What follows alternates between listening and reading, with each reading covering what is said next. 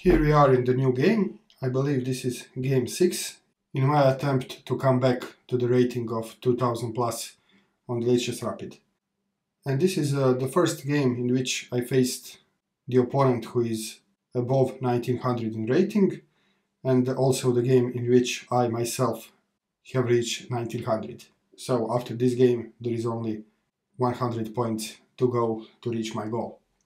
So let's go to the game. I opened with d4, d5 was played, knight f3, knight f6, e3, hoping to get my cold Zuckertort setup, but here he played bishop g4. And now again, whenever you play a system, you have to be ready to deviate from the system.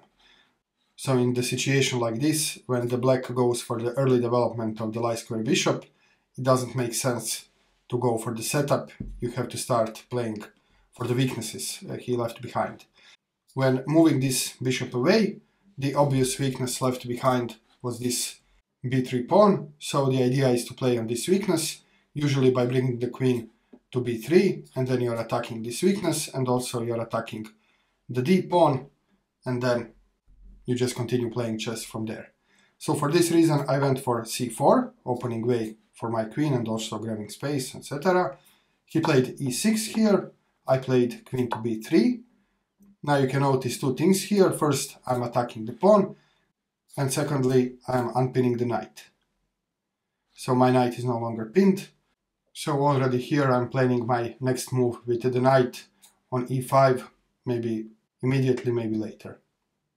And now black here has several ways to respond.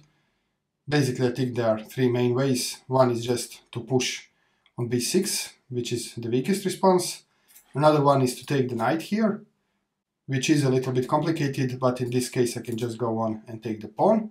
And the third response, I think the best response, is what my opponent played, and this is just queen to c8, supporting the pawn.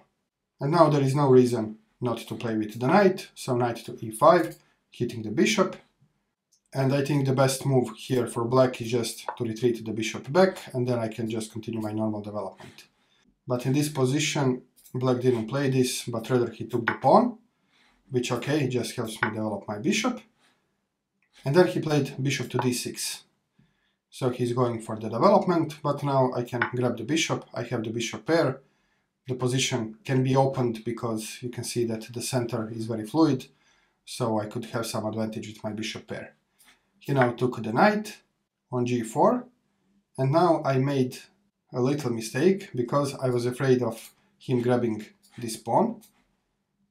So the best move in this position would be e4, because now if he grabs the pawn, I have this move with the queen, and now I can just give my rook for two minor pieces, and this would give me some kind of advantage. But I didn't see this, so I just played h3 here, kicking away his knight, knight to f6, and now I continue my normal development, knight to c3, he castled here, and now I went for e4. So the immediate threat is to play e5, forking his minor pieces. Also I'm taking the center, and more importantly I am preparing the development of my dark square bishop. He played e5 here, and now I took some time because now it can become tricky. He can take the pawn. So I decided to play this bishop to g5 anyway, and now there are several variations here. What happens if he takes the pawn? For example, I can take the knight, and now if he continues taking my knight, I can just take with the bishop. But if he takes with the pawn here, then I'm temporarily down a pawn. So my move would be probably knight to b5, hitting the bishop and hitting the pawn, and then maybe when I take the bishop, if he tries to defend, maybe I can take the bishop, and then black can have double pawns on the file, and eventually I can get the pawn back, and I have some structural advantages. So this is what I have calculated when I played this bishop to g5, but he didn't go for this, he just played knight b to d7, so developing move and also supporting the knight, so there is no ruining the structure in the case I make this capture. So now I thought it's time to resolve this tension, so I just took the pawn, he took back, and now I went forward with my knight, so knight to d5, just a forward move, which also comes with this nice threat of the fork. So he has to take it. I mean, he doesn't, but he almost has to. So knight takes d5. Now bishop takes d5, again threatening the pawn. And now he's kicking away my bishop, but I'm okay with this. So c6, bishop c4, b5, and now bishop back to e2. So my bishop is nice here. I don't have any problems with my pieces. And now he continues kicking off my pieces. So he played h6, and now my bishop finds the home on e3. And I'm happy with my bishops. I mean, they cover so much. And as you can see, the position is open. He doesn't have any central pawns. I have only one central pawn here. So in the open position, having the bishop pair is really nice. And now there are several kinds of threats here. For example, rook to c1 is a threat. Then if this would say the same, I could take on b4 and so on. So he played queen to b7, probably anticipating my rook to c1. And now you can see that he has a backwards pawn. So this is his main weakness, and he wants to push this pawn. And my goal is to not allow him to push the pawn. So main strategic goal here is control over c5. Whoever controls c5 will be better off, because if he controls c5, he can just push the pawn. If I control c5, then he cannot push the pawn, and he has a permanent weakness of this c6 backward pawn. At this moment, I just decided to castle, because he cannot push the pawn, so it's okay for me to castle. And now he played bishop to d6. He understands that he has to control c5 square. I responded with rook to c1, again controlling the c5 square, so he cannot push. And now he went for rook a to c8, again preparing the push. So everything is about c5 square at this moment. And now in this position, there is nothing I can do immediately to stop him from pushing the pawn, but I can make some other threats. So rook f to d1 is a threat. Now he cannot push the pawn because I will take his bishop. So he retreated his bishop back to b8. And now the consequence is that this bishop no longer controls c5. So again, he cannot make a push.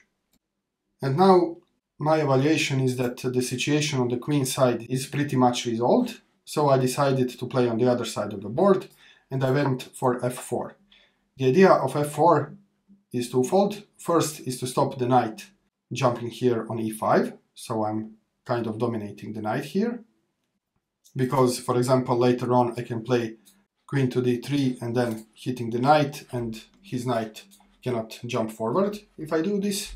So this is one idea, and another idea is to activate this bishop, because this bishop staring at this pawn is not so interesting, but if I have the bishop on f3, then I'm controlling this long diagonal and also x-raying the queen. So this was the idea.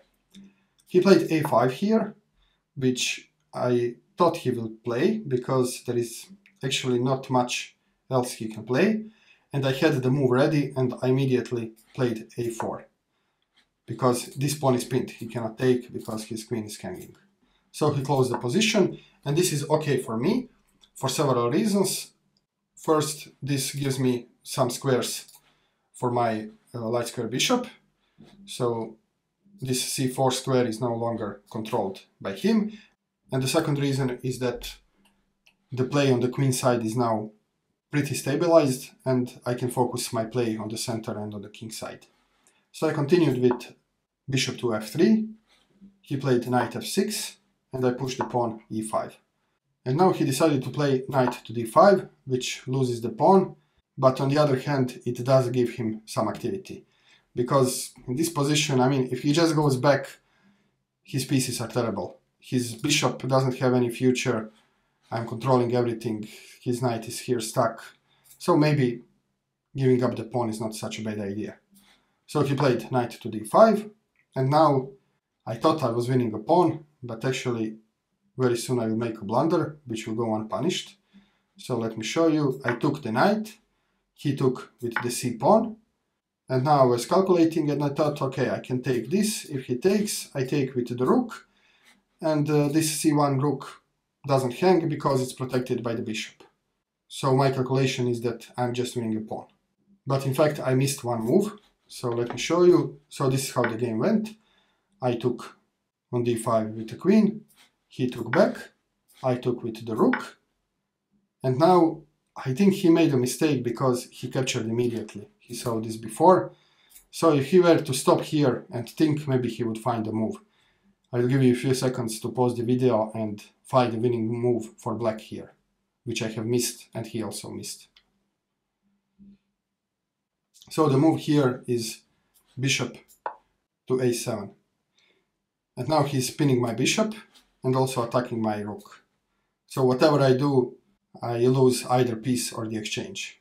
So I think the best chance for me would be to play something like rook to e1, and then he can play rook to c1. And now if I take the rook, he will check me with the fork. So the best move here is actually to take the bishop. He takes the rook with the check, I play king to f2, and now I'm down the exchange. And also I have the extra pawn, but I suppose black can develop a strong counterplay with another rook. He can penetrate to my second rank and so forth. So black is winning here. But luckily for me, he didn't see this, he just played this automatically, very fast. So he took the rook and I took with the bishop, and now I am better because I am up a pawn. And also you can notice that we have the same color bishop. So if these were the bishop of opposite color, then the draw will be most likely outcome. But since we have bishop of the same color, the draw is not so probable, especially if you look at the pawns. You can see that my pawns will soon be placed on the light squares and his pawns are on the dark squares. This means that I have a target and he doesn't. So he cannot attack my pawns with his bishop and I can attack his pawns with my bishop. So this is another reason why I am better, plus being up a pawn. So now he played bishop to c7, protecting his pawn and also maybe wanting to activate his bishop with a check. So I played bishop e3, stopping the check. And also maybe if I attack the bishop, he cannot just move to b6. And now he played rook to d8, which just makes things easier for me. We are now going to the clean endgame with the same color bishop, with his pawns being on the dark squares. So I have a better bishop and an extra pawn, so this should be winning. So I took the rook, he took back, and now I played b3. So now my pawns are on the light squares. He decided to activate his king, I delivered check, and now he played rook to e8. And at this moment I'm just activating my majority, I'm playing g4, and also with the idea to bring my king up using light squares, because he has dark square bishop, so my king on the light squares is safe. And now he makes a blunder, he plays rook to d7, and I immediately played bishop to f8, attacking his pawn, and he cannot defend because I'm attacking both of the pawns and there is no way he can defend this. And also if you look at our time, you can see that we both spent all our time in this game. So at this moment I have 1 minute and something and he has 3 minutes. So we took this game seriously, we are thinking a lot, and now I am in a kind of time trouble, but the position is rather easy. And if you look at this position from the black's perspective, his only chance is to attack my b3 pawn with the king. So I need to be careful to have my king ready to come to defense and to be quicker than his plan to attack my pawn. So this is something I have to be careful, and maybe this was the idea he had. So here he adopted a strategy to block my pawns on the king side and try to disturb my queen side. So this is why he played g5 here. I took the pawn, he takes the pawn, I take the pawn back, and now he plays bishop to h4. So now he's blockading my pawns, and he's hoping that this blockade will hold on and he will be able to do something with his king. But now it's my turn to activate my king as well. So king to f1, king to e6, king to e2, king to d5, and now I grab the opposition with king to d3. So you can see that I'm in time, he cannot cross this river, and my pawn is safe. So this is something I had to think all the time, that my king can come in time, because if he would to penetrate here, then he could be playing for a victory. And now he's in kind of zugzwang. He has to make a move. He cannot make a move with this pawn. If he makes the move with his king, I'll just go up with my king. And if he makes the move with the bishop, say he plays bishop d8, then I just play bishop to g3, and I start advancing my pawns. So whatever he does, it's not good for him, but he has to play the move, and he decided to play this bishop to f2, trying to keep the blockade of my pawns, so I cannot advance the pawn. And you can notice now that I'm 2 pawns up, and I took some time thinking, and I decided that I can give up 1 pawn, exchange the bishops, I will still be a pawn up, and this should be a winning endgame when you have a pawn up in the king versus king endgame.